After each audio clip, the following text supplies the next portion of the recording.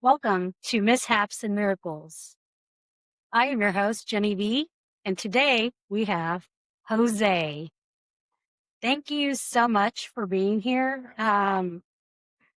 Jose, also known as JL, is Kansas City resident, businessman, family man. He is volunteer, and he's also the co-host of Interrupt KC. So for those of you who know, Interrupt KC is actually the group of individuals. So he and D-Rod are the ones that welcomed me onto their set, showed me the background of how to get a podcast set up. And so I am forever indebted to both of you. Oh, no problem. And look at this. This is awesome. Thank you so much. And I am so excited and a little bit nervous to have you on, if I'm not gonna lie. But I'm ready to plug in and just get to talking, and we'll see how this goes. So again, welcome. Thank you. Thank you for inviting me. Thank you for coming. Yeah. Thank you for coming and help me try to figure my sound out too a while back. Sure. But I just want to I really want to know who you are. Sure. So if you can tell me a little about yourself. Absolutely. Well, like you said earlier, I mean, I'm born and raised here in Kansas City. Actually, born in Kansas City, Missouri. Family lived on the west side for a handful of years.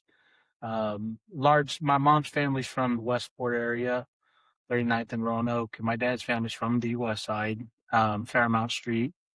And that's really where, a lot of my memories growing up are. I had a brother, younger brother, an older sister. Mom and dad, they moved our family probably when I was about 5 years old, into the Kansas side over in Rosedale. That's why I represent Rosedale so hard. Kansas City, Kansas, and to South Mill Apartments, which are not available anymore. I think some of the old apartment buildings are still up there on the hill. So that's the top of South Mill Street. And to be honest with you, like that's probably some of my earliest childhood memories, being up there, a lot of immigrants, a lot of, and I mean immigrants like African immigrants, Asian immigrants, obviously Hispanic, Mexican immigrants, but there was a lot of Mexican American families there too, and white people. And I always tell people, like, when I think back on my childhood and those moments, like we were all just poor people trying to make it, like for real. Like I remember walking and you could smell the spices and the cooking of the different cultures, and the Asian immigrants had like mini farms, and they planted their own vegetables and farmed their own crops and stuff. And I mean, the playground was always broke, and all just random stuff like that you probably see in movies and series today, but eventually, and I think what did it, quick story, is we lived on the third floor. So it's 3 floors: a basement level, second level, a higher level, a third floor. And the basement level had a patio, concrete patio, and then decks, if you will, kind of wood decks. And my brother fell off of the deck, off the third floor, onto the concrete patio. And he survived that. The only thing he got, God's grace, is a black eye and a broken arm. Oh my goodness. Only thing he got. Miracle, literally. And, I think my mom and dad probably felt at the time like, yeah, we probably need to start thinking about moving out of here. We moved not that far away to Mission Road and like 46th Street. So like right there near, if people are watching this, they probably know exactly where. I call it Oklahoma Joe's still, because that's what it was always called. But right there, corner Oklahoma Joe's, we grew up like right behind it. Okay. So, I went to Frank Rushton Elementary, Rosedale Middle School, and graduated at Harmon. So shout out my Harmon Hawks, shout out my Rosedale Wildcats. Yeah. So my son's currently a Rosedale Wildcat. Let's go. Yeah. I knew I liked him when I met him. I was like, I like that kid. I'm not sure why. Yeah, we're still trying to figure out what's next. But yeah, that's where he's at right now. He loves it. Great, great school, great administrators. Oh yeah. A lot of support and help for the kids and Although the community. didn't they take the football field away? They did. They actually made they have a brand new or like a 2, 3 year old cafeteria. Right. It's really nice. Right. They have like the admin offices Mhm. are a little bit larger, and I think they took the field. So they share with Argentine. They share Harmon's field. Gotcha. So that's like the district field for the middle Right. schools. And Right. I think a lot of the other middle schools do the same thing. So like with their partnering high school or Right. feeder high school, they do the same thing. So yeah. Yeah, no, I mean, But Rosedale was great. I mean, it's awesome memories there. So, kind of back to my childhood, I mean, I played sports all the time. I mean, I was that kid that just, fortunately, particularly when we moved into the house over on 46th Street, we were still in Rosedale, but you're in a neighborhood now, mhm. and I mean, just so many friends, growing up, and here's what's beautiful, Jennifer, is that not that long ago, I got my dad's VHS tapes digitized. That's awesome. And these are tapes I have not seen in years. Years. I've had them in my house for a year about. And coincidentally, one of the listeners of the podcast, Interrupt KC, like, follow, share, subscribe, by the way, they reached out and was like, hey, we do these things, these archiving documents and this and that. And I said, what do you do, videos? And yeah. And rest is history. I gave them the VHS tapes. They're local. It's a couple. And I guess where I'm going with that is I saw myself 10, 11, 12, 13, and 14 years old. And I think I was 15 in one of them. And I'm like, oh my God, look at me. And my dad, practices at Rosedale Park, games at 3 and 2 over in KCK, RBI, the old Satchel Paige Stadium. I mean, I played so many sports all the time. I just always did. And so just stayed active. And, me and my brother were always together. He was kind of like my shadow, if you will. And my sister, it's funny because my sister is 6 years older than me. Yeah. And a lot of people didn't know I had a sister. Okay. And so I'll never forget, like, one of the first times my friends were actually starting to come down my house when I was in middle school. So probably about your son's age, 12, 13 years old. And my sister comes walking down her room, out of her room in the house. And my friends are like, who is that? And I was like, that's my sister. And they're like, you have a sister? And I'm like, yeah. And so that's a whole other story. She's technically, my half sister. My father is not her biological father, but he raised her, and she's my sister. So I don't think of it any other way. But yeah, I mean, just growing up, your childhood, it happens so fast, and when you're young and you're a kid, like, you don't ever take time to think like, oh, I should appreciate this. No, You're you just don't. going through the motion, and I think all of us at particularly my age, I'm 45, and I often tell my wife, like, I know I lived over half my life because I'm not living 44 years. Like, I'm not living to 90. I know that. People in my family don't live to 90. Her family does, so she's got a long way to go. But, you know, it's just, the whole thing of like, man, I wish that, we all do. We wish we can just go back to a certain moment, Yeah. and be like, wow. We were just actually talking about that at work. I think it was Tuesday, and one of my coworkers. I walk with a group of girls, and so it was one of those like, if you could go back to any period of time in your life, when would it have been? Some gave like, I feel like I'm in my moment now, and another one was, she gave like these, and I was like, I think I would go back to like 9 or 10 because it's when I remember being the happiest. And, I think, my mom had passed away. And so that was when she was still there. And not that I don't appreciate everything after that, but I mean, just like you said, you don't appreciate or really value things or people sometimes until they're gone. And so, yeah. So was there anything about, like, when you were watching the videos, was there anything about watching the videos where you're like, oh my gosh, this has always been leading me here to where I'm at now, either whether it be like your job, your career, your wife, Yeah, that's a great question. I want to say yes. And so my sons, so I have two boys now. Shout out to my wife Jackie and my son Nicholas and Adriano.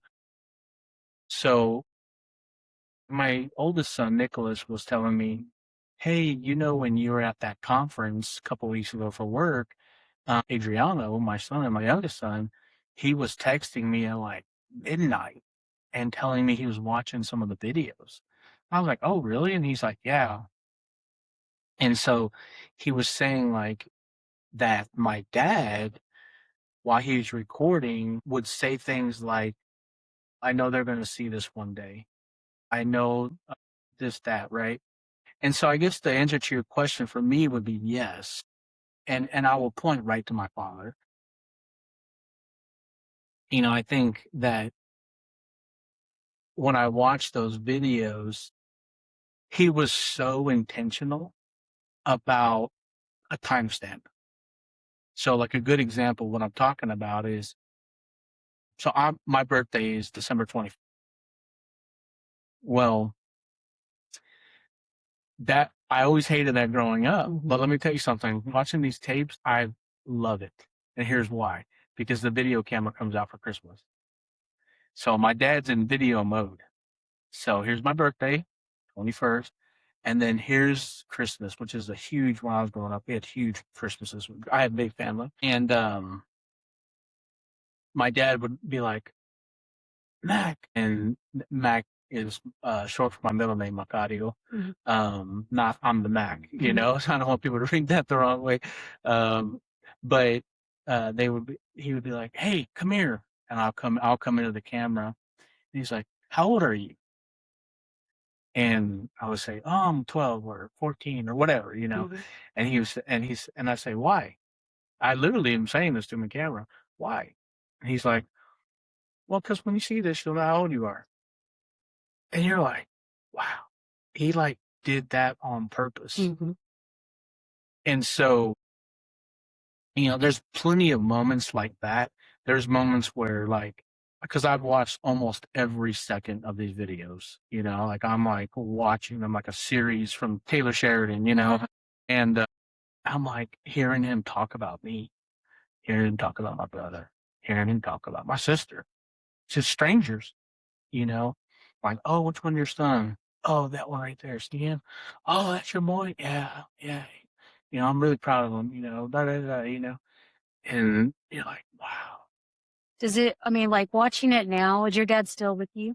He's not. So like watching it now, does it ever make you emotional just realizing like how much pride and love he had for you guys? Yes. And like you said, being very intentional of this is going to matter someday. It doesn't matter now, but at some point it will. Yeah. And, I'll tell you, yes, for sure. 100%. And, you have a podcast. I have a podcast. We tell people all the time, I mean, one day this is going to be on the internet, and one day when I'm gone, somebody who probably is related to me but never knew me will watch this, right? And they'll be like, that was him? And it's different than the photo, right? Because you get a sense of personality, you get a sense of what they sounded like, how they talked, their laugh, things like that. And you're like, wow, like this hits way different than the photo. Because I've looked at my dad's photos forever. He's been gone 16 years, God rest his soul. He died at 51 years old. Oh, wow. And that was very hard to go through. But yes, it just really I always knew my dad loved me, but you watch that and you're like, wow, he really loved me, you know? That's the thing, like with my parents, like my dad, I think my dad's a little bit more expressive. I mean, like he's always been very affectionate and like, always very like a hugger. And, when I was little, I remember we used to do like this, he would be like, I'm gonna give you a fish kiss, and he would make a big mouth, and then, he'd kiss me, and I'd be like, that's Yeah. so gross, don't Right. do that, and Right. and I remember him doing that and just being very affectionate and very cuddly. And But I mean, but hearing, even as an adult, right. hearing that you make them proud is like Yes. so, like it just does something to your soul to hear like 100%. these people that you have so much respect Yes. and you look up to, as like, you are the person that's going to teach me how to be a person. And you hear them say that they are proud of you. And like my stepmom, she's a little bit more reserved with her feelings. So she's a very generous woman. Like she like set me up for my future. Right. And I thought it was because she didn't like me and she didn't want me and she wanted me out of the house. But Right. like every weekend she would go to the grocery store, and every weekend she would buy me something for my kitchen. Right. A different, like a utensil, and I love to cook. I was always in middle school. Right. We had cooking class, and so I would always like come home and experiment, mix, Right. make stuff. But it's been nice, like as I've become an adult, getting to know some of her friends Mm-hmm. and actually befriending them, Yeah. and them saying like, "Oh my God, I remember when you bought your house, and she was so proud of you," and she was talking about it, and I'm like, really? I was like, she's never said that to me. Right. I mean, it gives you that sense of like, Yeah. well, damn, Yeah. No, and here's the other thing I'm gonna say is that, and I think this is important for people to hear and understand, particularly mothers with boys. Um, so when I was growing up, my dad had this very unique personality in the sense that when he came into a party, when he came into a room, like Mac, like is he's magnetic. yes, Yeah. and he knew how to make people laugh, and it was never too serious, right? Like people loved talking to him. So as a child, you can imagine, and then my mother on the flip side is a little bit more reserved, a little bit not as loud as my dad. Great mother. And I'll be real honest with you about something. A part of me, when I left the house at a young age of 18, which is, we can get into that, a part of me between the age of 18 and about 2 months ago when I got these VHS tapes felt like, and even told my wife, and probably other people at some point along the way, you know, I remember my mom being there, but not like my dad, right? My dad was always there. He always had the camera, he was at every practice. And I remember that, like yesterday. But guess what? These VHS tapes, me playing baseball, hear my dad talking, hear my mom talking. I'm at practice, Rosedale, practicing football. He points the camera. There's my mom sitting right there watching. Only parents in the stands, right? And I'll tell you, like, it hit me like a ton of bricks. Like, holy shit. My mom was there the whole time, you know? And you know what I did? I called her up, or actually, I was waiting for her to come to my house to watch these with me so I can talk to her, tell her what I've been feeling. And unfortunately, we got busy. She's busy, I'm busy, wherever. So we had that hasn't happened yet. But about a week or two ago, we were on the phone with each other, and she's like, we're talking about the videos and stuff. I said, you know what? I just need to tell her. And I told her exactly what I just told you. And I just told her, I said, thank you. What else do I need to say? I feel like moms, what I see, especially in other people, is like when you can take it away from your like personal. Right. I think I have a different dynamic because I am my son's only parent. Sure. But like when I see family members and I see the moms, I'm frazzled. I mean, I'm not gonna lie. I've been putting a few posts on Facebook like the Okay. last few days of Yeah. like, I'm tired, I'm overwhelmed. There's been a lot going on. Mentally, I'm exhausted. Emotionally, I'm exhausted. Sure. But I gotta keep it going. And I think that's, you saying thank you to your mom and thank you to all the other moms who go unseen and are Yeah. behind the scenes and you don't realize that they Right. are sitting right there. Right. And, one thing I had to realize is like I had something happen the other day and I was at the I had a kidney stone pass at work at my desk and my dad, he gets kidney stones. So I had texted him. I'm like, dude, I just passed a kidney stone. This is painful. I'm sorry. Cause you have them all the time. And then like a couple of days later, my stepmom's like, she texts me and she's like, are you okay? Your dad told me you had a kidney stone and he didn't even say anything to me when it happened, Oh, wow. but like, it's like that thing is most people don't realize that. And it might be like this with you and your wife. I don't know. Mm-hmm. The wife is the one that will be like, babe, she's the nudger. She's the one that will be like, babe, go do this for Adriano. Yeah. Go do this for Nicholas. Yeah.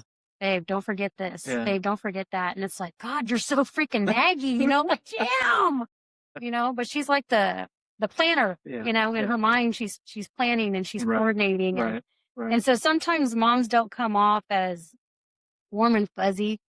The dad gets to be the fun one. I see it a lot where the dad is like categorized as like, oh my God, he's the fun one. He's the one that was, like he's the life of the party. Yeah. And behind it, you've got this mom or this woman who's like sacrificing to make sure everybody is taken care of and she feels unseen. And so like you telling her that, I bet just like we're talking about how when they tell us that they're proud of us, that probably did something to her that you may not even realize. And my mom, is very non-emotional. She can be, I should say. There's times where she's emotional, but she is, and she had my sister at 16 years old, and she's worked hard her whole life, and thank God she was able to retire here a couple years ago. She lost my father, 16 years ago. They were happily married, and there's just so many things that she has gone through. But I guess what I would say is that my dad was fun and he had that personality. But don't get me wrong, my dad got into us. And that is why when I said, oh, wow, he really loved me, is because there was times when I was particularly 14, 15, 16 years old, we didn't have a great relationship. Like, he was in my ass every day, all day, every day of the week. And that was a hard time for me. I mean, I remember at one point calling one of my uncles and being like, can I come live with you? And he's like, why? And I'm like, dude, I can't take this, my dad was going through a lot. He lost his mother and father, my grandma and grandpa a week apart. And that was tough on him and all his brothers and sisters. But, my mom was also very tough from a different standpoint. My mom was like faith leader of the house. She's like, you're going to church, get your ass up 2 times on Sunday, 1 time on Wednesday or Thursday, and then you're practicing on the worship team every other day of the week, And I'm like, okay, and it was very different roles, same expectations. Right? Right. You're going to respect us. You're going to work hard. You're going to respect people. You're going to not give up. You're going to go through tough times. Don't be stupid doing it. Like just all those lessons that my mother and father really instilled in me.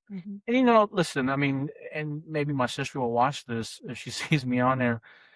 I can't stress how important she was in my life growing up because my mother and father worked a lot. They worked 2 jobs often. We had 1 car forever growing up, and my sister was the one who really fed us, did our homework with us, taught me math, and all those things. I mean, I grew up with the father that was like, and mother that was like filling out the checkbook, for bills and like, how do you spell 15? That type of thing. Right. Like, that's how I grew up. I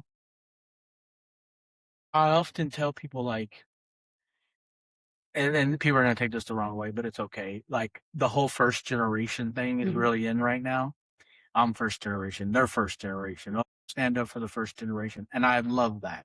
I really do. I respect it. I'm also first generation in the sense that I'm first generation that my mother and father raised all high school graduates. I come from families that didn't graduate high school, my uncles and aunts. I'm first generation college graduate. I have family didn't go to college. I mean, so many things I'm first generation for, as a Mexican American, right?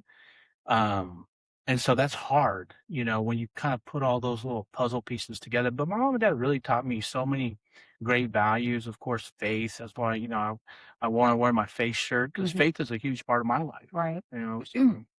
Yeah, it's a big part of my life to the point where I get made fun of by my family a lot because they'll call me Pastor Jen, Reverend Jen. They'll ask me, did you check that by God? And I'm like, y'all keep making fun, but apparently you've never been there where that's the source of your fuel, So yeah, I mean, like that's one thing I can say, like my dad, he was the one, he's one of 10. And, Yeah, my mom and dad are one of 11, both of them. Yeah. And so like, I always used to joke around. I was like, I don't need friends because I have cousins. I feel like if somebody didn't like me, I'd be like, oh, well, I've got like 800 cousins. So it'll be fine. Exactly. But yeah, I mean, like I would say that, when we're talking about first generation, so I'm not, I mean, my dad's first generation, but he helped a lot. Like, he talks about how he helped a lot with, my grandpa would go to work. He would bring the check home to my grandma. She would always know what all the bills were due, and then she would send my dad because she didn't speak English. So she would send my dad and she was like, hey, can you go pay these people? And so he's like, I learned finance like at 5 or 6 years old because I would go and do her, her mandados for her. But yeah, I mean, that was, and I don't know, I don't know if it's cultural or not, but like, I feel like those are values that are instilled very deeply into our roots. And like,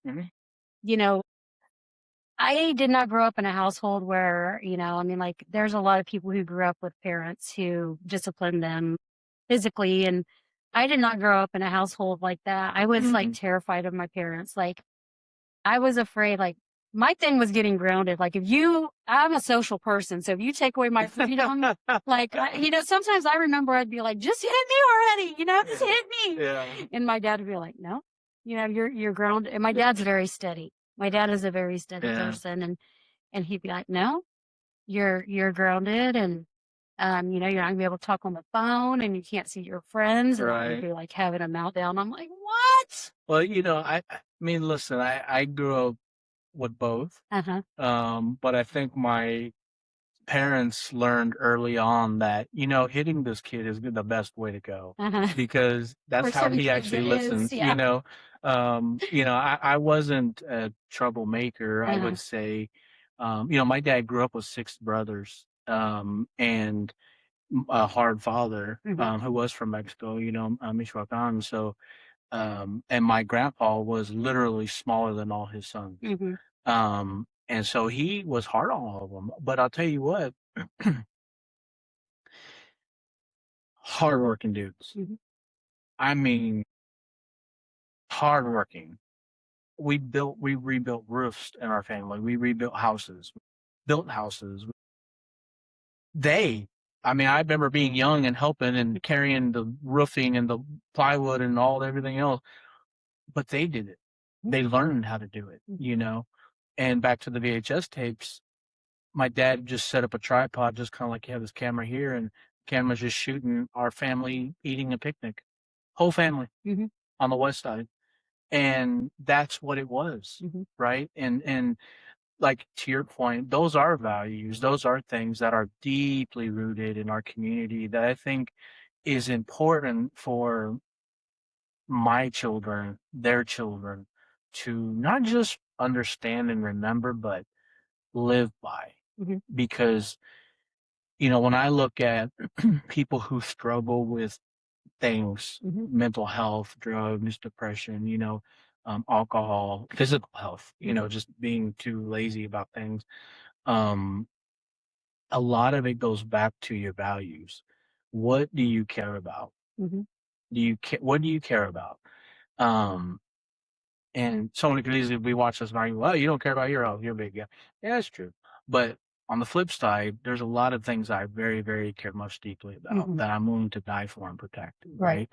right? Um, so, you know, I would say for me, it took me time to learn the values part because again, when you're growing up, you're like, yeah, this is what just we do. We just eat together every weekend and eat menudo on Sundays as a family and, you know, go to church. And I can't wait till this is all over one day, right? And that's how I thought. It's exactly how I felt and thought. And you know what happened? I met my girlfriend in high school named Jackie, and we would end up having a kid senior year of high school. And I'll tell you what, that is the first time in my life, where I can remember having to go tell my dad that I got a girl pregnant. You know how they say your life flashes before your eyes when you die, when you're about to die? I thought I must have felt like I was about to die because my life was flashing before my eyes. And, I had to tell my dad. And it just, it changed me forever. But, people will hear that and think, wow, that was a huge mistake, you know? But I'll tell you what, it couldn't have happened to a better person. I thank God it happened because I was on the route to nowhere fast. I mean, I was becoming quickly kind of a hoodlum, and plenty of people before saw it coming, my dad included, my mom included, and they were like, "You need to stop because this is going to lead you a place you do not want to go and you're not ready for." And then here it came, right to my front door, and I was like, "Oh boy." Um, that is to me the moment where everything that's happened to you in your life from birth to that moment mattered. And the reason why I say that is because what are you going to do now? What are you going to do now? I just had this conversation with my son, my youngest son, not that long ago. And my kids, my boys often tease me. They're like, "Oh, you have the same haircut since you were a kid." And, "Oh, you have no tattoos." And, "Oh, you always say that you shouldn't be like everybody else and this and that." And I'm like, yeah, there's power in that. There's power in consistency. There's power in tradition. And look around. Now, when tradition was starting to fall apart and everybody was getting girls pregnant. And I remember those days in the 90s. Everybody around me getting girls pregnant. How many girls can I sleep with? And oh, she's pregnant. Ain't mine. I ain't got to worry about it. And leaving them and this and that. I was like, I'm not doing that. My dad was like, you're not doing that. And I was like, okay. Now, my dad never told me you're going to get married, but he laid very clear expectations for me as his son. And he was like, you are going to raise your son. You are going to get a job. You are going to be a father. And I was like, okay. And that was it. And I was sitting here, senior year of high school. And I'm like, man, I was thinking I was going to go to college and maybe play baseball and, you know, go have some fun, and this, that, and the other. No. And I should graduate in May, like everybody else. And November, I married Jackie. Um, so we've actually been married for 26 years. This past November. Um, and I just think that as time has gone on since that moment of having to tell my dad I got to go pregnant, everything from childhood mattered. And it's mattered more and more and more as time has gone on, because now you're staring at yourself and your kids. You're staring at your son and almost looking at yourself in a mirror, right? And you're like, oh, man, so yeah, hard stuff there, but it was just tough. And, those are things that really formed me as a man, that somebody sitting here with you today, all those things formed me. I've had a lot of people who had kids like coming out of high school, and they say the same thing. They're like, had it not been for me having this child, I don't know where my life would have gone. Like this, having a child at that age literally saved my life. Yeah. And like, it's funny because we joke around a lot. I tell people, my dream coming out of high school was like, I want to get married and I want to have kids. And, Yeah. I wanted to have like 4 kids by the time I was 28. And I had this all planned out, and God has jokes. And so then I ended up with a career and having infertility issues and having my first child not being responsible at 35. Right. He's my greatest blessing, even then. And he changed my life. I mean, he changed completely the trajectory of my life, because Absolutely. every decision I made moving forward was like, I have to make the right decisions so that we can have a good life, I mean, I felt like, Jackie and I, we've always felt this way. We've always had friends since the age of, I'd say 21, 22, that were 10 years older than us. Always. Because we grew up so fast. Right. We got married young. We had to grow up, I mean, I bought my first house at 20 years old, and I went right into work, right? All my friends are hanging out and partying, and hey, Jose, why can't you come out? Why you're married? Ha ha ha! Look at you, you got a kid already. Blah blah blah blah. And I remember those days, and I was like, yeah, that does kind of suck, But guess what? Once we got into our 30s, all those same friends are like, I'm getting married, I got a kid now, I can't go out, and I'm like, I'm going to the bar. It is. It's like I'm going to the bar. Flip flop, because I used to be in the bars all the time when I was younger, up until I was like, well, I don't know, probably, I think maybe like 30. I kind of started slowing down a little bit. Yeah. A little bit. Yeah. Because I had like a good 15 years in the bar that I probably shouldn't have been, but hey, I was, living it up. Don't get me wrong. I mean, we hung out. Jackie and I, we went out. Just not like you can now, where you guys can go to the post and chill and wherever. Yeah. Somebody calls and says, "Hey, come meet us for a drink," and you're like, "On my way." Exactly. Yeah. I mean, I will say, getting married young, is, I always joke, I said, don't try that at home, because it's hard, it's hard. And, I've had plenty of relatives, my cousins, my younger cousins who, oh, I'm in love. I met this guy at 16 years old, and oh, you did it, it can be done. And I'm like, but we, what molded us together was the arguing and fighting. And I'll talk through that real quick. So naturally, being young, and you get married, and you go, oh, I love you, type of thing. We're married. Well, we would argue and fight because we had clear expectations of each other. You're going to do this, you're going to do that, you're going to do this, you're going to do that. Well, we may have not worked that out before we got married. Right, which I don't think most people do. Yeah. And then so now here we are living in an apartment over here in Rosedale and fighting all the time, and she would go to her mom and dad's in Argentina, and I go to my mom and dad's down the street, and she's doing this, and she shouldn't be doing that. She should do, and she would probably tell her parents he's doing this and he's saying that. Oh, he should be doing that, that. And we come back to the apartment and start fighting more, right? To the extent that we had almost split up a handful of times, and I actually physically left, which I'm not proud of, but it's the truth. I physically left, thinking, I can't do this, and this is probably all before we were 20, 19, 20 years old. But through that, we started to figure out that, maybe if we stop doing that and we just sit here and just deal with it, it'll be okay, you know.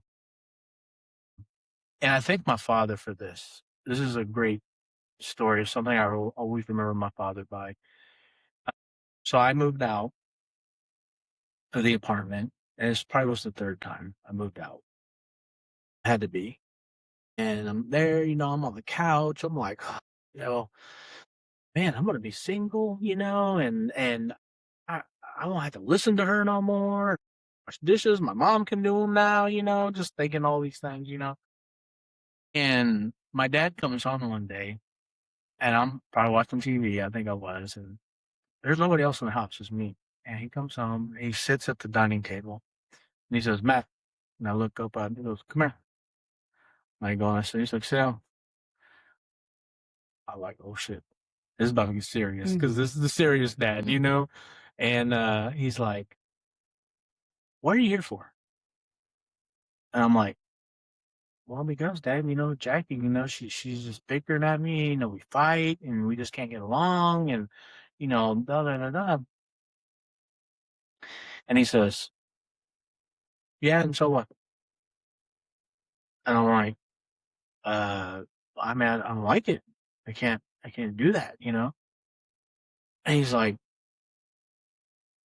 what do you think marriage is? And I'm like, oh shit, like nobody's asked me this, like he's hitting me with all this stuff, but he's like telling me like, this is marriage and it's hard and you chose this.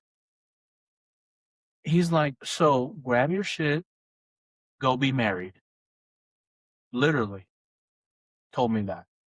Get your stuff, go be married. You're married. And I left that day and never went back. He's like, you're married, act like it. Exactly. Yeah. And my dad, he was very traditional in the sense of like, he also told me things like, well, what are you gonna do when your son is calling another man dad? When that guy's calling him son, how are you gonna feel?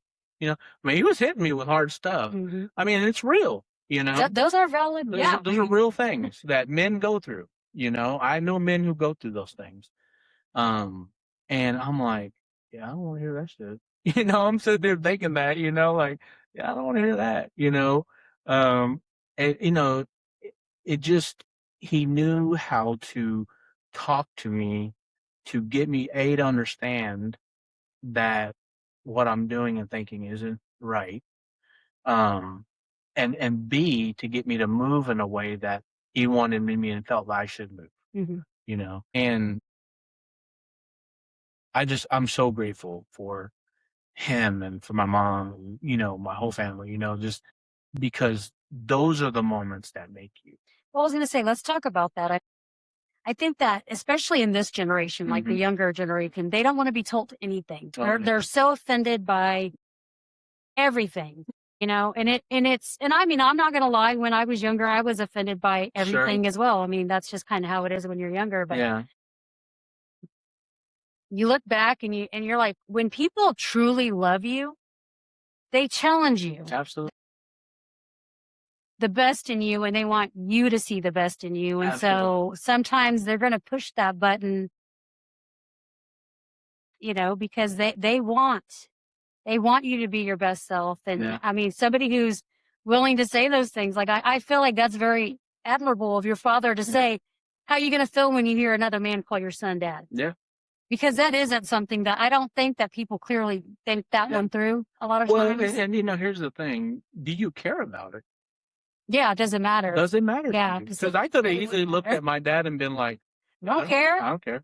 Yeah. And he probably would have punched me if I said that. Mm-hmm. But I did care. Right. Is the bottom line. Yeah. I absolutely did care. Mm-hmm. And, Jackie will probably watch this and she'll laugh at this. But a part of me was also thinking, I don't think I'm ready to see Jackie with another guy either. But you said it like that. You were like, so I'm like, I don't think I'm ready for that. That either, person would have been intimate enough with her that would be happening. Yeah. I'm not liking that. And so it just was a very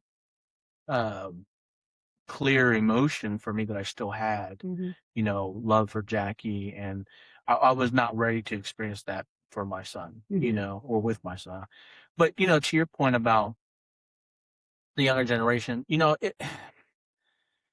I'll tell you, this is such a sensitive topic for people. And I'm just an old school guy, I'm old school. I know I'm old, and my upbringing was old. It was very traditional, very, my mom, I'll tell you a funny story about my mom because the church side stuff, just to give you a context of where I'm going with this. Again, she was a faith leader. You don't play around, particularly in church. If she looks at you and you're not praising God or standing still, you're messing up. And so here I am laughing at my brother, who was the clown of both of us, in church, and she sees me, and she would walk me regularly to the back of the church as I was going up and slap the hell out of me. And my mom has bricks for hands. Slap the hell out of me. And several times. Well, as I got older, I started figuring out that she knew that I'm not going back there with you no more. And so guess what she would do? This is one time she did this. She sees me, she gives me that look that all moms give their boys, and she walks by me in the aisle, by our aisle, and I'm like, okay, she walked by. Okay, I'm good. I'm just not going to look back. I'm not going to look at her. She comes back eventually, and she taps me on the shoulder, and she goes, your dad's on the phone. He wants to talk to you. And I'm like, now that's like, holy crap, I messed up, because now I'm afraid. And she walks me into the back of the church, into the preacher's office, if you will. So you've seen the movie Goodfellas, where they take him in to get made, and he gets murdered, shot in the back of the head. It was literally like that. I walk in, I look for the phone. The phone is it's hooked up, the receiver. And I knew immediately she tricked me. I turn around and I catch this smack, just like slaps. And I'm like, oh, wow, she got me, I mean, she got me good, And so that was my mom, which thank you, Mom, for doing those. I mean, I literally thank you because, moms, I guess where I'm going is that parents have learned lessons. You have learned lessons. Your parents learned lessons for you. Right. We talk about generational wealth. And I've read books on this. I've watched videos on generational wealth. And, generally when we talk about that, we talk monetary wealth. Houses, cars, investments, stocks, pick something, land. Generational wealth is knowledge and wisdom. Right. And why should I make the same mistakes my parents made? Why should my kids make the same mistakes I made, and then their kids, and so on and so forth? If we just listened and told ourselves at some young age, yeah, you know what? I don't need to do that because my parents did this already. I just told that to my younger son. I'm like, hey,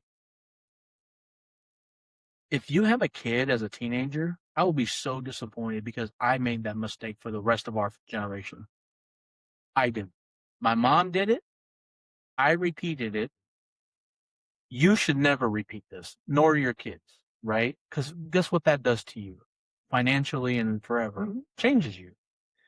So to me, it's young people, and this is harder and harder because now they live on the internet, on social media, and everybody has their attention, but us as parents often, it's getting young people to understand that. It's like, just listen to me, Now, I don't know everything, but I'm the only person, maybe with your mom, that is on this planet that is going to say this with the best interest of you. Nobody else is going to tell it to you like this, you know? In terms of like how they receive information is a whole different thing because, you know, kids don't like face-to-face conversations more and more. They look down, they look away. They don't know how to make eye It makes them contact. so uncomfortable to Yeah, look at you. Yeah. absolutely. Well, and it's also that's social media, right? It's because my friends are right here on my phone. Everybody I want to interact with and talk to is right here. They're not right here, you know? Whereas we grew up with all my friends are up here with me, out here. And so I think that that's a very hard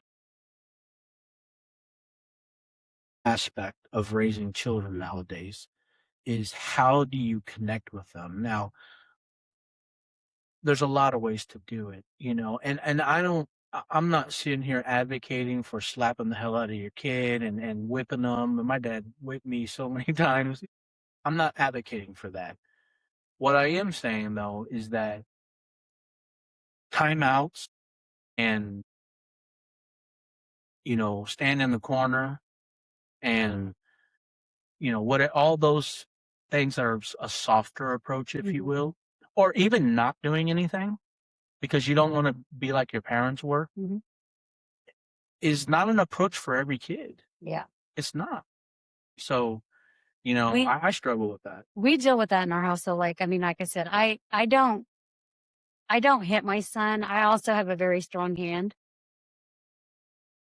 So I already know like a little backhanded slap usually busts a nose. And so I've done it. And so again, though, like, trying to explain to my dad when there's something that happens, like I do believe in punishment. I do believe because not in a sense of like trying to make them miserable, but I do believe that they need to have a consequence for their action. Yeah. And so like, again, I have, raising kids now is different. Like you said, especially after, we were not around people for like the beginning of like my son's age, when COVID happened, as they were coming out of spring break, his first grade year. And then he didn't go back to school until the last quarter of his second grade year. So there was like a full entire year where they didn't have any social interaction with their peers. Wow. It made them very like, it changed them. I mean, like my son used to be very affectionate as well. Very like he would come and give everybody a hug. And then like afterwards he was like, so like, please don't touch me. But like trying to explain to my dad, like when things happen and he's like, well, you need to tell him he can't be with his friends. Like how it was when I was younger. And I'm like, Dad, you don't understand. Like they literally physically don't interact with each other outside of school. Like unless they're involved in sports, which I mean, thankfully this year he's got to play all the sports. So he's had a lot more social interaction and I can see a big change in him with that.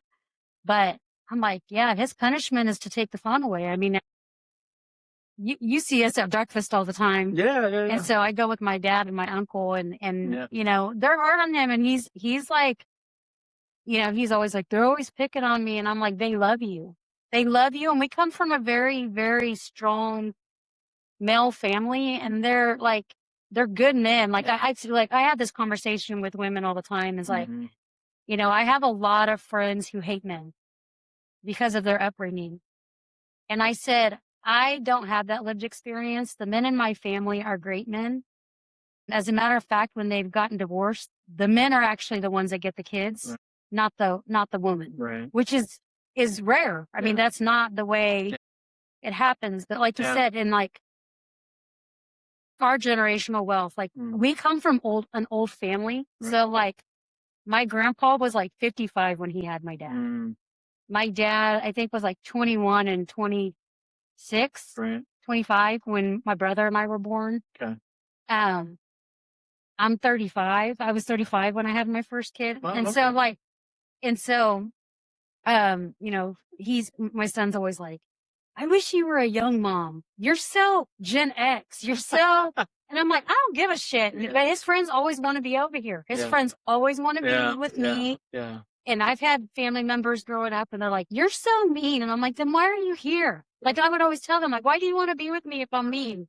But I think it was the structure and the consistency. Like I'm a consistent person, you know, like you may not always like what I'm going to say, but I have a big heart and I'm kind and, you know, but I feel like that also comes from, you know, that comes from the family. That comes from the values that they've instilled in us. Faith is like my cousin and I, we did a podcast together and we were talking about like what you're saying, like when you go to church and the adults are like pulling your ears or smacking you, like, you know, we're over there laughing at each other, making faces. Our whole family, like I'm talking my aunts, uncles, and cousins, we all used to go to the church together. And we actually used to go to church right here down the street. This whole community, like anybody who is, that lives down here and is like the child of, you know, our like our parents' age, like our parents' friends all went to high school together. Yeah. They either went to Argentina or Harmon. We all went to the same church. All the families went to the same church. Our grandmas used to do fiestas every summer. Every June we would have fiestas. And so like the church was a part of this community and everything that we did was centered around faith. Absolutely. Well, that's, let's be honest. I mean, part of that's being lost too, you know, through the last couple of generations. I will say it. I've read a lot of things here lately that Gen Z, I think, is bringing back faith into their lives. And I think some of it is because of COVID. You know, COVID, you know, had that kind of after effect of making people, you know, when you're isolated and you're by yourself and you're, your friends are all gone and you don't have anybody there, you know.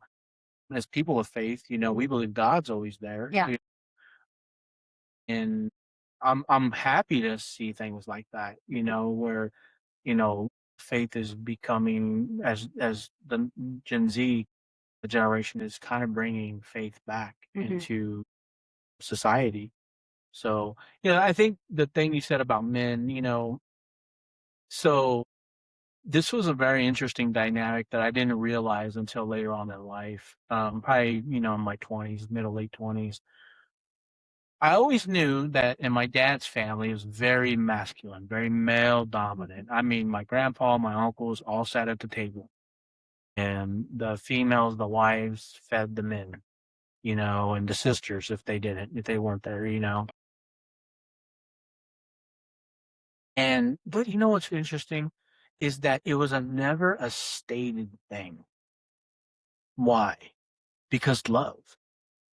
You know, like people might see me and my wife and our interaction and see like, wow, he just cooked out and he went to take a shower and now he's just sitting down and she's just giving him a plate. Wow, that's weird. It's weird to current culture. It is weird to current culture, but some people in ours too. Yeah. I mean, let's face it, you know, I mean, I know plenty of people my age that struggle with the whole idea of being submissive to their partner, their husband, their wife, whoever, you know. I mean, I'm submissive to my wife in many ways, you know. But the role of men in my life growing up was very different than how men are thought of today, you know. So then you flip to my mom's side. My mom's family, my Rodriguez family, is very patriarch, female dominant. My grandmother was the head. And she had how many daughters? 6, 7 daughters, and then 4 sons, I think, something like that. And female dominant. All my aunts, you know, and this is a do-it-yourself kitchen. You don't get fed here, you know. And my grandma used to say all that, you know. She grew up in Armadale, you know, and it just was one of those things where my sister is a product of that. My mom is a product of that. And then you hear my dad comes, and it's like, my wife knows this, but I tell people this. I'm like, I grew up with two of the strongest human beings that you could ever put together as a couple. There was no fragility in them. They were just alphas. They were just doers. They were hard as stone, you know, because that's how they grew up, you know. And that to me is a unique way to grow up, you know. That's why my dad growing up with me and, you know, did all kind of, but then flip side, here I'm in my teenagers, like your son's age, my mom's slapping the hell out of me now, you know. And it's like, that's just how it was, you know. But they did it because of love, you know. And I think that's the other thing, is that you know, over the last 20 years, let's say, probably a little bit longer, any physical discipline, the story has been told that your parents don't love you if they're doing this to you. It's abuse. It's whatever. I mean, really? Not everything is abuse, you know. It's just not, you know. Uh, and I think, you know, the other part of this, really the end result of all this, is how are we preparing our kids for life? Because one day you're expecting your son to grow up, graduate, maybe go to college, if not, go to work. You're expecting him to go to work, get paid, be a productive citizen, right? Not get arrested, not get into drugs and alcohol and too hard. That's the goal. Exactly. Yeah. But that is every parent's goal. Every parent. I really don't know. I mean, I know they're out there, but I really don't know a parent who is like, yeah, you know, I want my kid to go to prison, and I want him to, you know, get locked up and do drugs and have a bunch of kids, you know, and never be married, you know. But like, I think what I've learned a lot uh, in the trajectory of my life is like, I grew up in this very stable household. It was really hard on me to be a single mom because I didn't grow up seeing that. Like that was I saw as I got older, you know, like my aunts and uncles getting divorced as we were older, but not like little. And so that one was like a hard pill to swallow for me but I did grow up. So I grew up, okay, ironically, I have a lot of strong uncles, but they were raised by a single mother because my grandfather passed, and he was 25 years older than my grandma. So she was a widow at like 55. He died when he was like 70 something. And she was barely 50. So she raised my three younger uncles by herself. And I can see a difference between like my dad and my aunt. They're like the two older ones. And then my younger three that were raised by her is they're all very strong, independent, hardworking men, like that across the board. All of them. And my aunt is hardworking. But the three younger ones seem to have a little bit, maybe they're a little bit, it's easier for them to express emotion than it is like I said, my dad's very affectionate. So I mean, but yeah, like, but I didn't grow up with like the strong hand. I mean, I was afraid of my dad. I respected my father, but he was very loving, very gentle, very caring. But we did have the men eat first. You know, when we would be at my grandma's, it was like that growing up, and we didn't know any different. You know, she would always tell us, you know, serve your husband. She would tell the wives, serve your husbands, serve your kids, and then the wives would get to eat at the very end, and you know, clean up, wash dishes. And then when I was in my last relationship, my ex, he was like, "Why do you do that? You know, like I'm a grown man. I can fix my own plate." And I mean, he's Hispanic too, you know. And I was like, "Well, growing up, we would, you know, fix plates for our partner." And he's like, I don't need you to do that." And so, like, just learning people's different ways of growing up. But back to I regress because I get. But then back to people, like there are people who actually like, I see it with maybe people who haven't had as much. There are certain cultures that it's like not a problem that everybody goes to jail, and it's not, like it's part of their family, that it's not a huge thing that Yeah. somebody goes to jail or that their kids have, tons of different, and it's just like, you don't realize that that's the way people live Yeah. when you don't live like that. Yeah. But once you understand it and once you see it, you're just kind of like, okay, Yeah. people do live different, and people Yeah. do make choices that get them here, and nobody cares. And Yeah. like, it's not that they're horrible people, it's just that they don't know any different. Like, just like you say, the generational wealth of knowledge and wisdom. Some people don't get that. Like, like you said, it's not about the money. It's not about the material stuff. It's what has been passed down to you by your people. Well, yeah. And being the first, Yeah. being brave enough to be the first to say, you know what? I know everybody else has been doing this, but this is not what I'm going to do. Yeah. Well, there's a lot of truth to that too. I mean, mm,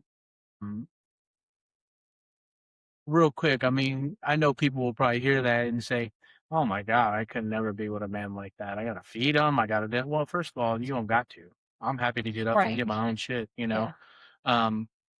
But at the same time, if you listen to what I said, it's the men in my house also re-roofed the whole house we re-roofed all my aunts and uncles' houses, you know, dug out foundations. We did everything ourselves, you know, protected our families, and like as a woman, I would think, well, we also provided. We held jobs. We worked. We weren't just workers. We were really good workers, you know, and we provided, and we had houses and cars, and our uncles were not, deadbeats. They were men to respect and look up to. Like they were role models, and that is how I grew up, you know.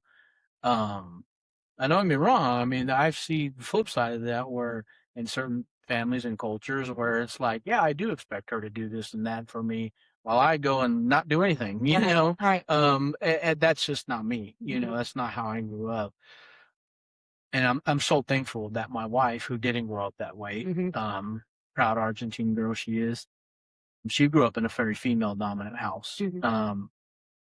She just evolved with it. And that's part of that maturing together that we did, because again, expectations. She has expectations of me. I have expectations of her. And I'm not talking about feeding me and stuff. It's just being a good wife, being a good mother, things like that, keeping our house all together, to me, that's what she did. So, it's just one of those things where back to the generation thing. I mean, the young people today, like I said, they don't understand the power in tradition because that is tradition. They don't understand the power in culture sometimes. You know, Mm, you were talking about how there are certain cultures that struggle with some of those things. I mean, that's our culture too. You know, I'm proud to say I'm not one of them. You know, I mean, just I've always tried to be different. I mean, my uncles can tell you this, D-Rod. I was going out with them to the clubs and to the bars in my 20s. My wife was at home with our youngest son, and it was just he and I and friends, a bunch of dudes, never interacted with females, never caught myself up or doing stuff like that, nothing. Because you know where I was going to go at the end of the night? Home. Yeah. And I mean, I think it's admirable when men are like that, like that. They're like, I know what I have at home. I'm not going to. Yeah. Unfortunately, not all of them think that way. Well, but it's focus and it's determination. It's what you want. I mean, at the end of the day, no matter what, it's what is your value system. Exactly. Like you said, as we get older, we realize, like, what do we value? Because I tell my son all the time, if I would have been your mom when I was younger, you would not have got the same version of the mom that you have now. Right. I can tell you that. I mean, like, I don't ever try to hide my past from anybody. Right. I was out there. I mean, I was always responsible. I always had, my place to live. And my story's a little different because I did grow up in a blended family. And so Sure. I left the house at 19. And so I've been on my own since I've been 19. I had my own apartment by myself. Right. I've owned this is my second home that I've owned by myself. Congratulations. Thank you. Yeah, thank you. But and then we go back to grandma's, right? So my grandma was an immigrant from Mexico. And when I was born in 1977. My grandma was living in a brand new house that she had just had built the year before I was born, raising her 3 sons by herself. Wow. I never saw anything different. Right. I didn't know. Yeah. I didn't know that was not Right. even Right. like 2 years before that, they had just passed a law Right. that she could do that. And Right. I grew up my whole life not realizing Right. that. But she Right. planted that seed. She taught me to be strong and independent. And that's all my parents, all 3 of my parents, because when I say 3, because, my mom, dad, and Sure. my stepmom, all strong, all very, very hardworking, very focused, very, like my stepmom, she sat down with me and she's like, these are the things you need to do. My dad went and got me bank accounts at 16 years old. Yeah. You need to have your own bank account, direct deposit your paycheck. Yeah. My stepmom sat down with me when I moved out, because I got myself in some financial trouble. And she's like, okay, this is what you need to do. This is how you're going to do it. Because she also was a single mom. Yeah. But here's the thing. But I always had my grandma, my grandma was she was like my mom after my mom passed away. Yeah. And I always admired her so much. Yeah. And just the way she took care of us. We'd Yeah. walk in the house, come and eat. Everybody come and eat. She would always feed somebody. We joke around. She must have had a secret pouch in her refrigerator where she found this food that would just appear out of nowhere. And that was her love language. Yeah. My grandma's, yeah. Oh, yeah. Feed us, make us, that she wanted us to be comfortable. She had friends whose families maybe didn't treat them so great. And sure. They would come, you come over here and you eat at my table and you don't worry about what you're eating and how much you're eating and you fill your heart, and that's what the tradition was for us, seeing this woman who really didn't have a whole lot. Yeah. Pouring into people. Yeah. Well, and that's the thing. I mean, so I'll never forget when my son, we were remodeling our house. We had a roll apart the basement and tore it all up, tore it down, to the bones. And me, my oldest son at the time, and shout out my boy David, he came and he would help us. And I put in studs, restudded it. I put up sheetrock on the ceiling. All that. Mudded, taped, everything. And my son, I'll never forget, he's walking around with earbuds in, helping me. And I'm like, hey, give me the tool. And then you can't hear me and everything. And we get done. And it looks a lot like this room, really nice room. And he's like, Dad, how did you learn how to do all this?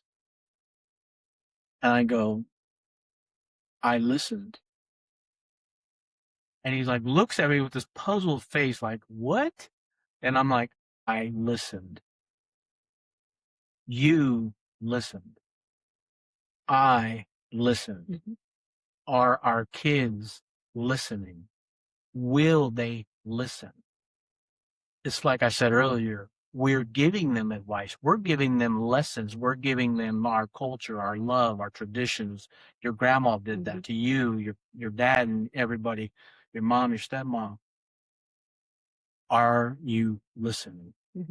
Because I'm talking literally sometimes to you, but are you listening? And to your credit, and I even say this to me, not trying to, blow my head up, but I listen. When my dad told me that's marriage, go be married, I listened. you know? I tell my dad all the time, I was like, I listen, I'm just going to talk back in the process. And, he's like, God, Exactly. he knows. Exactly. He's like, this girl's going to, that's my dad to this day tells me, I don't have to worry about you. Mm-hmm. I know that you feel like I don't pay attention. Yeah. But I don't have to worry about you. Right. Right. You're solid. Right. Like you listened. Right.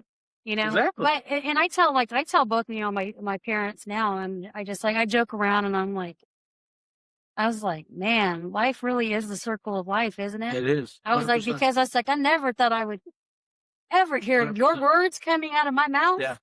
I said, and when I do, I'm like, oh damn. Yeah. Like. And I was listening. It just sometimes takes a little bit. I tell them all the time. I was like, I have a slow process server. Yeah, sure. Listen, I do too. I'll tell you what did it for me. And this is one thing I tell young people. I was just at Central Middle School talking to young people about my career and things I do and stuff professionally. But it was having a kid at a young age, and I knew at that moment, I never want to not listen to people who know better than me again. Now, I'm not perfect, and there's a lot of mistakes I made along the way. But for the most part, I listened. If somebody sat me down to tell me something about myself or about a situation or advice about college or a career or whatever, my marriage, because it's had struggles over 26 years, as most marriages do. I've had uncles sit me down and tell me, hey, XYZ, man, Yeah. Because my dad's not here, I listened. And that to me is such a vital, important characteristic of being a human being and being not just a child, but an adult. Are you going to listen? Because again, like I said earlier, you're the one giving advice to your son or lessons to your son out of nobody loves your son as much as you do. And he doesn't know that yet, but he will one day, right? Just like for me and my mom and my dad and then my kids, and so on and so on. It's like they don't know that yet. I tell my wife this because my wife, I love you, Jackie. She gets so frustrated with my boys. She has two boys, and they're me as 27 and 17, basically. And she's like, God, I'm the villain. I'm the villain. I can't say anything. They don't want to hear me. They don't want to hear me. And she thinks, I don't think they respect me, this and that. And I always tell her, I've told her this for years now. I said, Jackie, they will. They do. I promise you, they will. I guarantee you that they do. It's just like I research on, mother-son relationships now, especially now that we're in the teenage years. And it says it's natural for them to pull away and they're going to reject you, but they want to just know that you are there. Like they want to know that you have their back. And I tell him all the time, you're going to do a lot of stuff that's going to piss me off. You already do a lot of stuff that pisses me off. But there isn't anything that you can do that would ever make me stop loving you. And I was like, and not have your back. Right. You are my, you are my life. You are a part of, you're an extension of me. Absolutely. There isn't anything, but you're going to hear my mouth. And I was like, talk to grandpa, talk to your uncle. Like, they're going to tell you she's always going, but again, like she's got your back. She's your biggest cheerleader. Absolutely. And I depend on, I appreciate my brother. I have so much respect for my brother because growing up, he's 4 years older than me. And so when we lost our mom, I was 11 and he was 15. And he was really close to our mom. Like I've actually been thinking about this a lot. I remember when I had my son, I was holding him one time. He was newborn. I was sitting there holding him and I just started crying. And he's like, why are you crying? And I was like, I've never really stopped to think about how you felt losing mom. He and my mom were so close. So close. And she had suffered from a disease. And so he literally would carry her. Like he would carry her in and out of the house from the car. Right. And I told him, I was like, I'm sorry because I didn't ever realize how much, like how much you've suffered not having her and not having that relationship because she was your everything and you were her everything. I mean, and she loved me, but I was a daddy's girl, and it was kind of one of those like unspoken daddy's girl and mama's boy. But like with my son, I call my brother a lot, I'm like, hey, this is going on, and I'm not really sure, like, think this is what's going on, but I'm not 100% positive. Like, can you talk to him? Or, like the other day he called and he was like, hey, is everything okay? Because he called me and I was like, oh, yeah, we were having a fight. Yeah. And he was like, I'm going to call my support person. And I was like, well, he's probably in a business meeting right now. So I'm going to need you to not right now. Yeah. So then we called my dad, we called my parents. Yeah. And I'm telling them what's going on. And they're like, you need to respect your mom. She goes above and beyond for you. She goes out of her way to make sure you have everything you need and more. Yeah. And you are not going to talk to her like that. You need to take a step back and realize, like, she's not telling you something because she doesn't love you. Mm-hmm. She's telling you because she loves you so much that, she wants the best for you. And I appreciate that. I mean, like that, I appreciate that at this age for them to have my back and say, like, appreciate what you have. Yeah, I mean, I think that's always, important to have those people, your support system, particularly as a single parent. I couldn't imagine being a single parent, raising one young man, let alone two. I know. I have friends that have multiple children, and I tell them all the time, like, God bless you. man. Like, I don't even know how you do it, but Yeah. And that's a whole different thing. But to me, I would say that's why men, particularly with boys, are so important. Mhm. Your brother, you pointed him out, you talked about your father and your uncle giving him. Oh, he's got great men. But that's what I'm saying. Though, that they're very important for young men Mhm. because they're the ones who not are probably going to be there for him as much or more as you will be as he grows into a man, Mhm. And I've realized that in my life. My uncle Daniel, he and I have been close for years, we call each other people, we do the podcast and people see that, but I'll call them and just check on them. Hey man, you doing all right? Because I know something's going on, or I heard something, or whatever. My grandmother passed away, his mom last year, and I love my grandmother with all my heart, but that's his mom, and I call him, check on him. You okay, man? And I think that's important. Like I tell my son all the time too. I was like, hey, if you're going through something, even if you don't feel comfortable talking to me, I'm okay with not knowing everything. Right. I'm okay with that. But I need you to reach out to somebody. I need you to talk to somebody about what you're going through, because I don't want you to ever be going through this life alone, especially as a man. But the statistics that, how many men take their own life because they feel trapped in what they're going through, and they're alone. And we've been taught, that it's weak. Mm-hmm. But yeah, I mean, I admire the fact that I mean, like you telling people how important it is. Check on your people. Check on the men in your life. Yeah, especially the men. Yeah. Because, I think society, this is another thing society's done, is they bashed men for a generation at least. Yeah.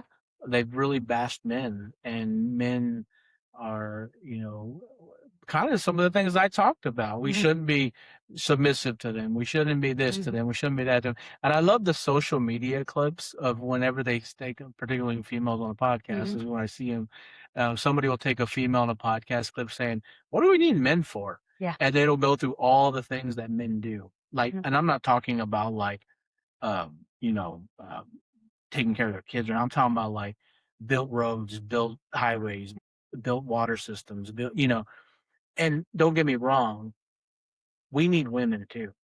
But we need men and women who respect each other and understand how we work together and live together, when we can agree how important we are to each other, But back to the whole,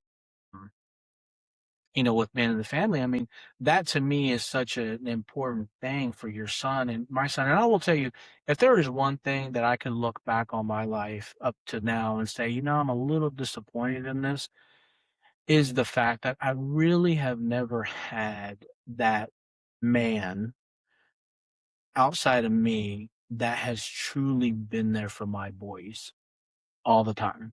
You know, there's been men who sporadic moments have been there and okay, and now I'm gone for a couple years and I'll be back one day, or I get along with your mom and dad great today, and now my wife doesn't like them anymore, so I'm gone now, and we'll be back in 3 years, type of thing, and that's mostly family, because you go to the family drama. That's one thing I would say that I'm kind of been disappointed about as I look around to the men and I mean, my own brother, he's gone through a lot of trials and tribulations in his life, and just he's had a challenge just being a man himself, for himself, and now for his own son. I can't look to him to be supportive for my kids, Right. and so now my boys are grown. My youngest is graduating high school, and I'm kind of like, I didn't do this by myself. Don't get me wrong. My dad and my oldest son were best friends, like literally. And unfortunately, my dad passed away when he was 10. So Which is that was hard. not excusing his whatever he's been through, but I can tell you, Yeah. that's probably a lot of it. Oh, absolutely. Absolutely. And it's very hard. Completely traumatizes your life. Absolutely. But I guess what I was saying is just that, that's hard to go through, because there's moments where I need a man to tell my sons almost the same thing I'm trying to tell them. Yeah, like reinforce it. Yeah, reinforce it. Because as you well know, kids don't like to listen to their parents.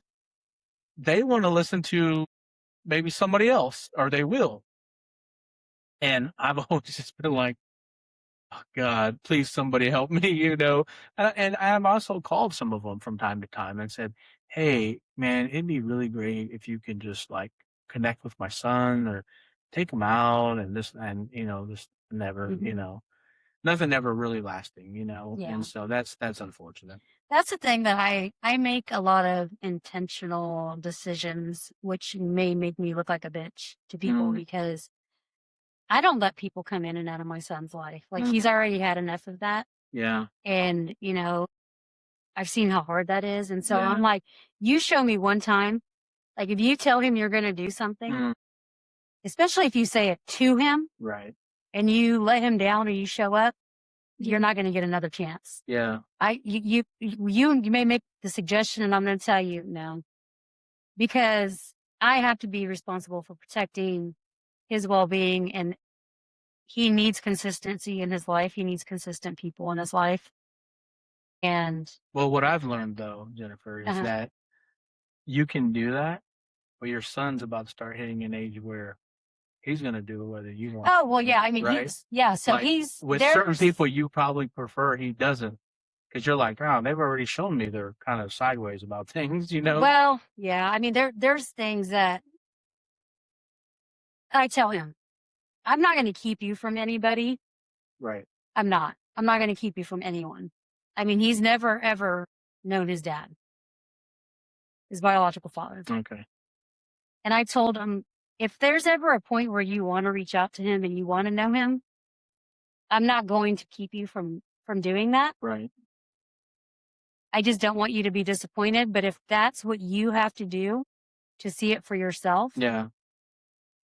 Because I don't bash him. Yeah. I get frustrated with the situation sometimes. Right. But I don't bash him because that's not fair for me to bash the other person who made him, because it is still part of who he is. Yeah. And he does have a lot of characteristics and a lot of tendencies. So that's not fair to him. Yeah. You know what I mean? Yeah. But I tell him, he has a lot of siblings on the other side.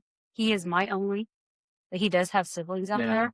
And so I'm like, as you're getting older, it's natural for you to be curious. And you're going to want to know, and you're going to want answers, and you're going to want to know your siblings, and, you know. Right. And I would expect that you're going to reach out to them. If they disappoint you, I'll still be here. Yeah. You know? Well, you know, I'll be here for you. we went through that with my family. There was a time, I told you earlier, my sister is my biologically my dad's, and she went through that phase as a late teenager, I think. And you know, it's funny because I see that guy at the nest actually, and people don't know that that's how we know each other. I know he knows who I am. Mm-hmm. And I would just tell you, not just him, people like him, men like him, Mm-hmm. I have a very hard time respecting. I will not shake your hand. I will not treat you like, you know, like I just won't. Mm-hmm. Me personally. And here's why. Because I've been you. Mm-hmm. Actually, I've been you at a very young age.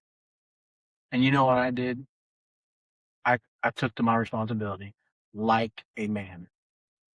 So it's hard for me to acknowledge you like a man Mm-hmm. when you're sitting here next to me. I'm not going to do that, Yeah. you know? And that one is tough. That situation is tough for me personally, because not only do I know that about them, I have a lot of memories about hearing that experience from my mom and my sister and my Mm-hmm. dad. And that doesn't sit well with me. Right. But I don't react to it. I just sit there and let them carry on, and people don't know, you know? Well, and that's the thing is like, I tell people all the time, people would be shocked about what I know about so many people. Yeah. But I don't say anything because it's not my place. Yeah. But, you know, like that situation with his father, I'm like, I leave it to God. Yeah. You know?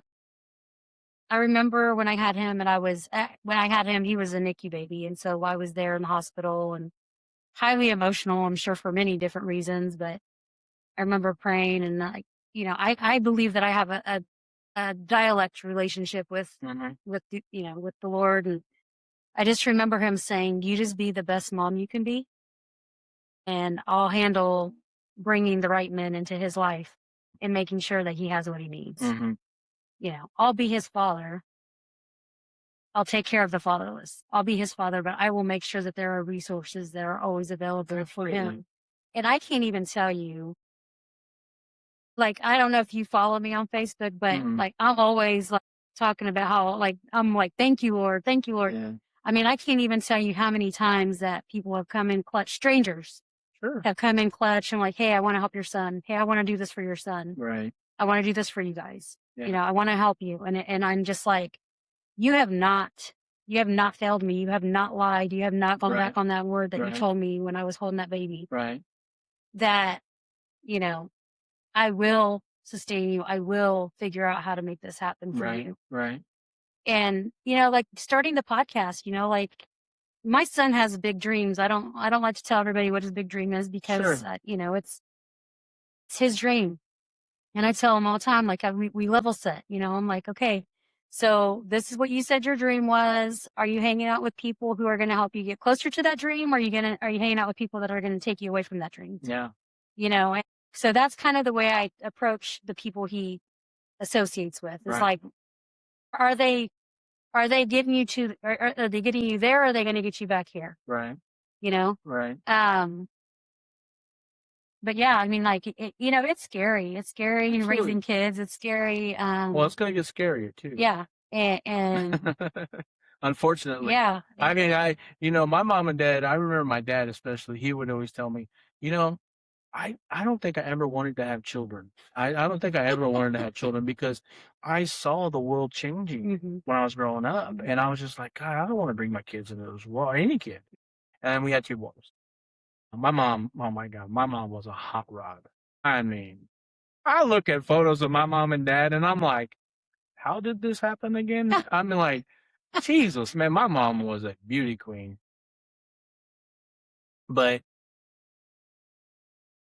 then, you know, I have a kid before I'm still a kid. I have a kid, you know, But I'll tell you, it was a serious thing when we decided to have another one. Mm-hmm. It was like, do we really want to do this? I mean, let alone we're turning the clock back 10 years, to a brand new baby, right?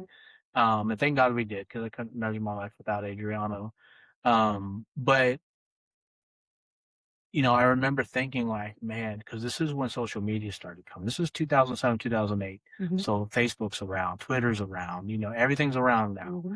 And you could just see it changing in real time. And I just remember thinking, is this the future that is prosperous for human beings, Mm-hmm. for parents, for faith, for truth, for the things we just sat here and talked through?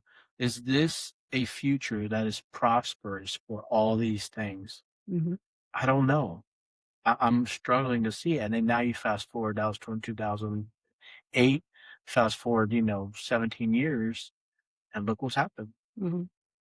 Yeah, and I feel like, I mean, I think that what again, when you go back to those values, it's like you can't control what's going on outside of your No. home, but what you can instill in your children is like, these are the values. These are our values. Yeah. And I mean, like I tell my son all the time, I didn't like get wild when I was young. Like my bad decision making or questionable decision making, Yeah. it came when I was like 25, Right. like 25 to 30. Right.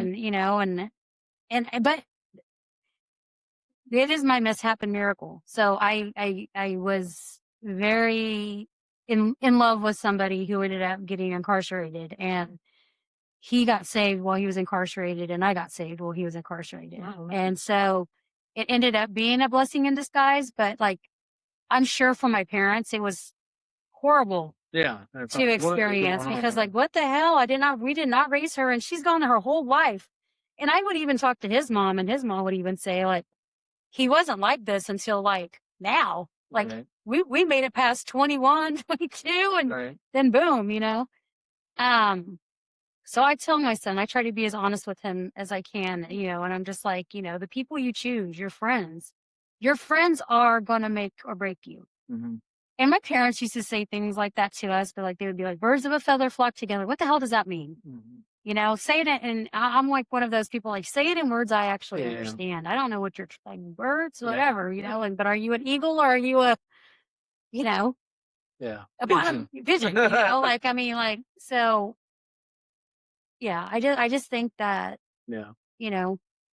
well, I think the values that you and Jackie have, though, like I see you and Jackie all the time. Yeah. Like Well, it's funny together. because like after we met and I sat with you guys and I sat with Jackie on your guys' podcast. Yeah. Like talking to her while you guys were recording. I don't know how much editing you had to do because of us talking in the background, No. but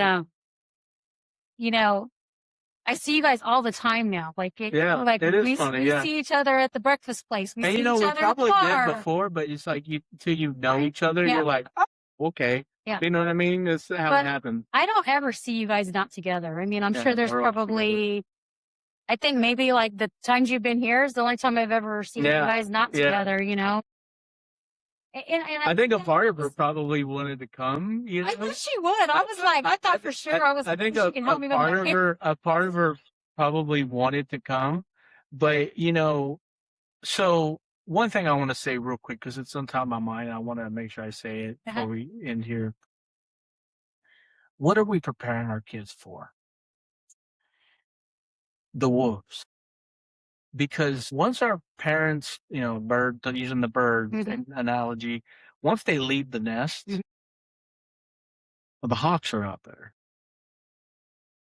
The coyotes, the foxes, they're out there. And I'm not talking about bad human beings. I'm not talking about people who are robbing and kill you and all that. I'm talking about people. The wolves in sheep clothing. That, but also like the tough boss. The one who is going to yell at you and cuss at you. The one who is going to, tell you what to do, and I don't really give a shit how you feel. The job you don't like that you just got to do. Because guess what? You got to eat. We talk about that all the time because I'm going on 26 years at my job that I have. Yeah. And I told him, I said, there have been so many years. Yeah. I'm not even going to say like a Yeah. short period of time. There have been Yeah. years where I didn't Yeah. like my boss or Yeah. I didn't like the situation I was Yeah. in. But again, I bought a house. Yeah. Yeah. And I may not have, I was eating tortillas and butter for a long time. People didn't even realize, like, I did not have food to eat. Yeah. I had my bills paid. Yeah. And yes, so like you said, you're preparing them and they have to know. Mhm. Like I tell my son all the time, when you go out there, those people are not going to give a shit. They don't. They don't give a shit that your feelings are hurt. They don't care that you don't like that. They don't care. Like they're not your parents. And you might run across one every now and then. Who cares? There are good people. Yeah. There are good people. Yeah. They're fewer and far between though. You're going to experience probably Just tough somebody people out there. difficult more than you're going to experience somebody not difficult. Well, and I would say, you know, I've experienced that as a young man working at Quick Trip and Sonic and Golden Knox. Also in my professional career in an office, you know, as a professional, I've experienced it. The people you can't trust, you know, trying to set you up, you know, I've experienced all that. Mm-hmm. So, you know, I think that the point is,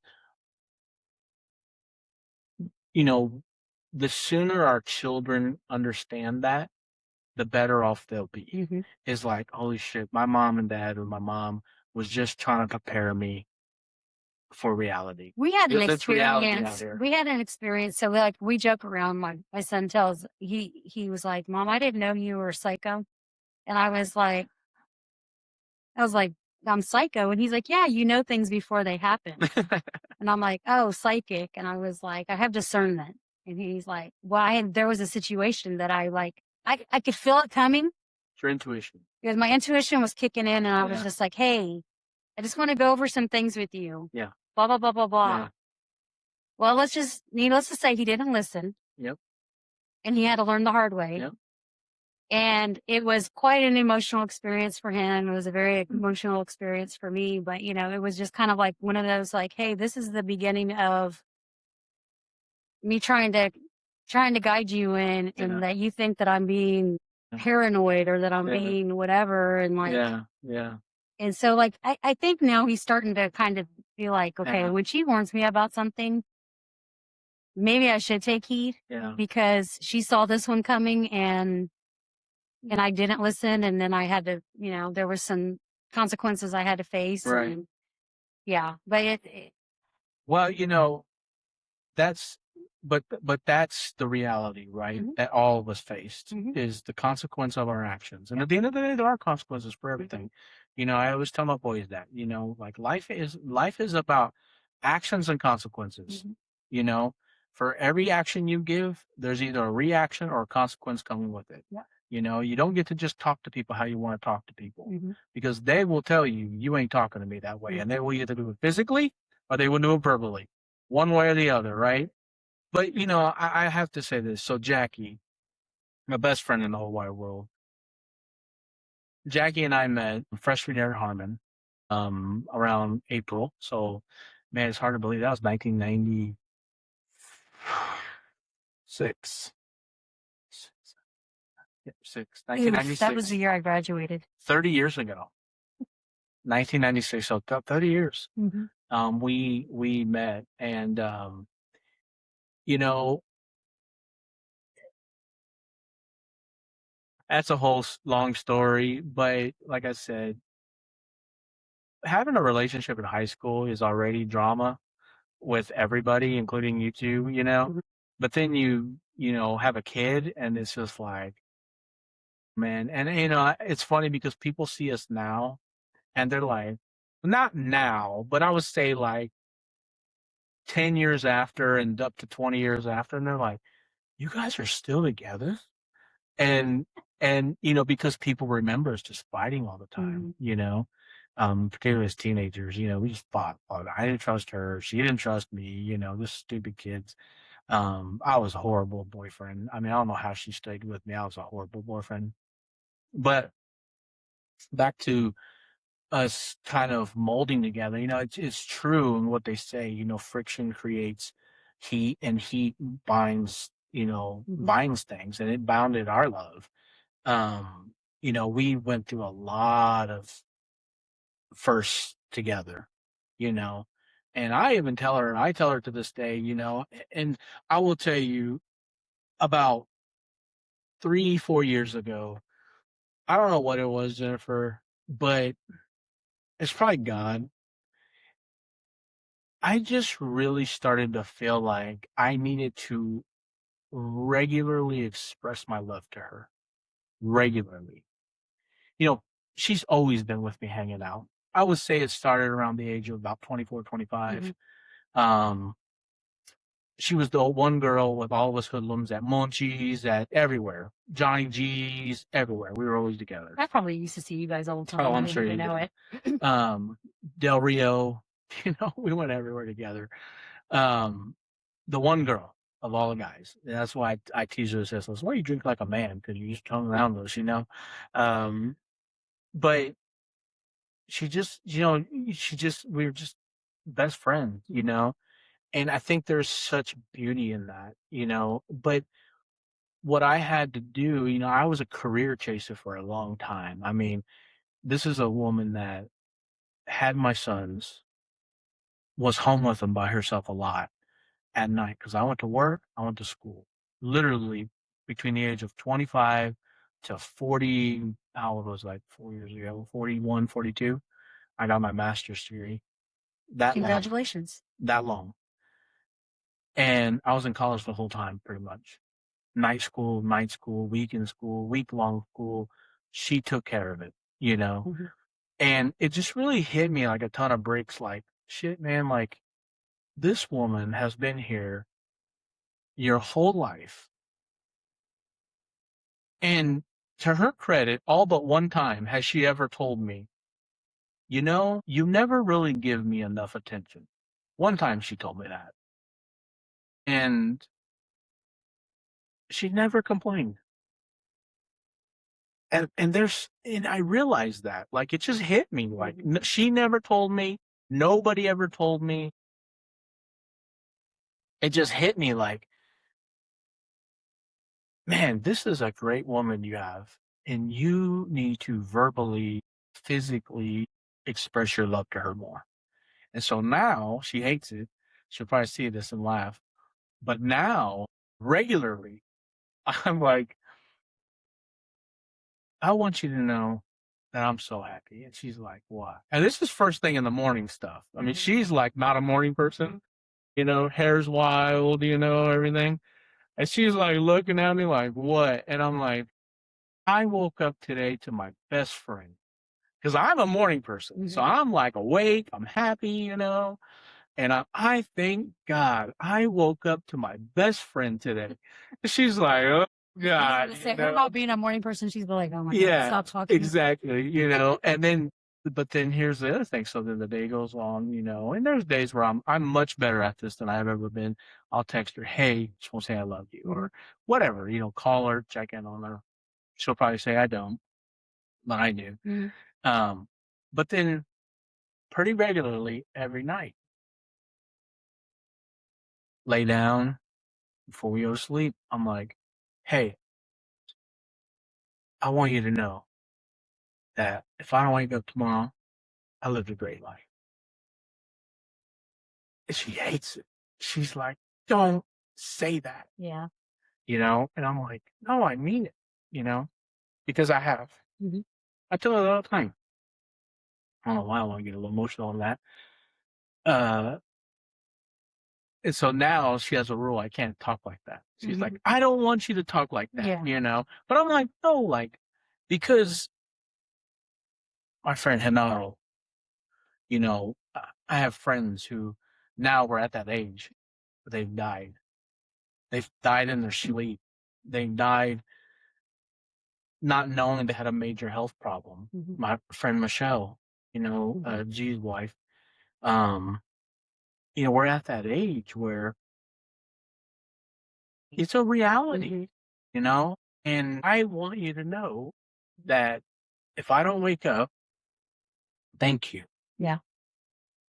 So, it's just stuff like that. And you're always going to see us together. One thing I tell her is I told her, I said, there's probably men out there who see you with me and think, man, he is always with his wife. She is always with him. That has to be boring. And I'm like, they have no idea how fun this is. That's awesome. That's my thing is like, I've always told people, I'm like, I was like, a lot of people, I think they have different, well, my reality and who I am are really different.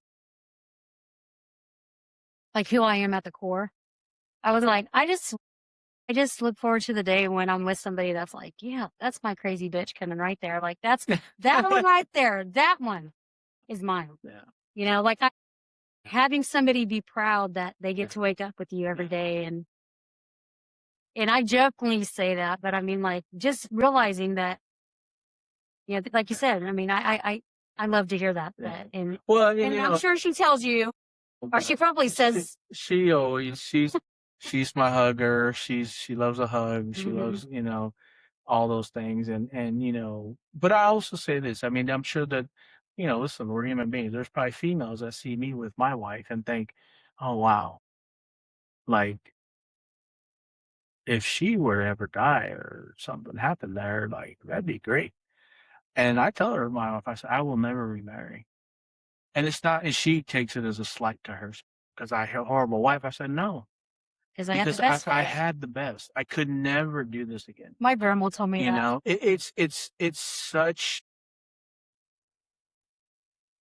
It's such a wonderful thing to be with your best friend, like her and I, for the last 3-4 years, every birthday now, we go somewhere, just her and I. Mm-hmm. We just went to Nashville this past one.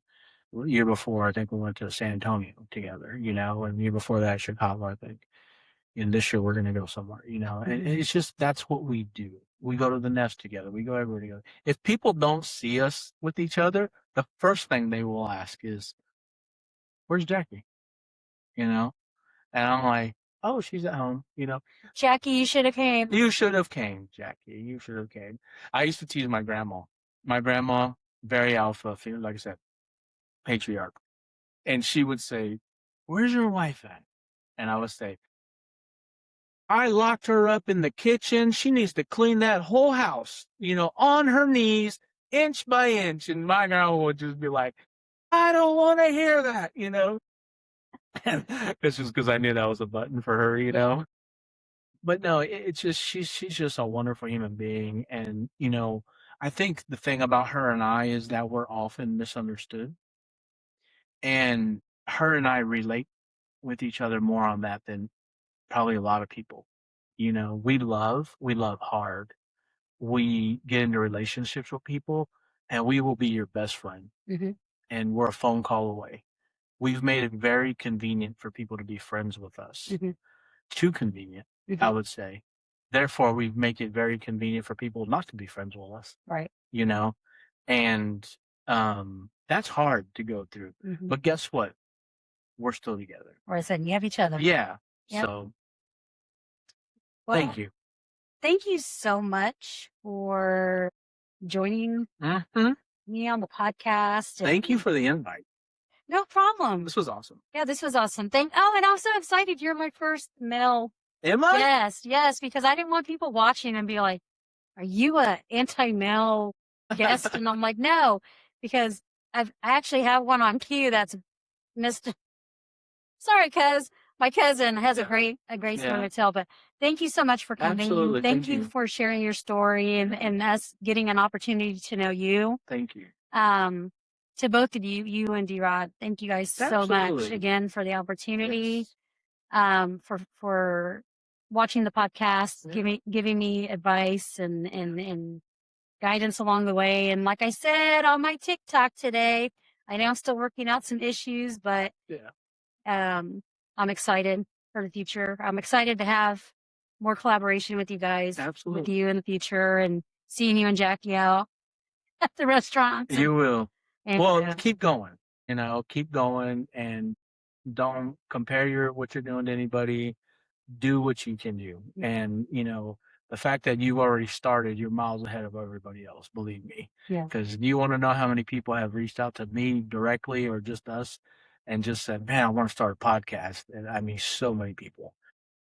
And like, as you well know, starting and just doing it is the hardest. Oh my God, the first episode is just the hardest, just doing it. I mean, I had all this equipment for like a year or 6 months before I even actually used it. I would post pictures on social media with it, but not actually use it. Yeah. So I would just say to anybody who's still watching, I mean, Interrupt KC, ENTERRUPT, KC, YouTube, Spotify, Apple. We just recorded our 68th episode with a female by the name of Cherishing Taylor. Awesome, amazing female stuff. I mean, almost the opposite of me, but just female version, like it's crazy how much I felt like I could relate to the things she was saying. But yeah, I mean, we're just a mobile podcast. Check us out. Thank you so much again to Jose, JL. Yes, sir. From Interrupt KC podcast, KC native, and family man, community server. I don't know. I'll put his links and Interrupt KC and all of their link tree, your website. If you want to reach out to them, I'm sure that they would love to hear from you. And once again, thank you for listening to Mishaps and Miracles. All my love, Jenny V.